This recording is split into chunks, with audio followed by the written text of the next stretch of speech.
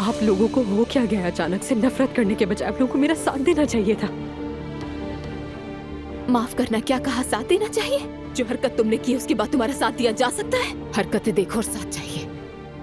तो फिर ठीक है, आज के बाद हम लोग कभी नहीं मिलेंगे।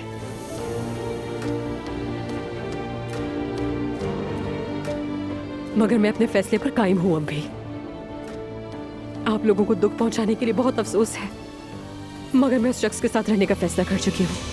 वो शख्स शादीशुदा है, शादीशुदा।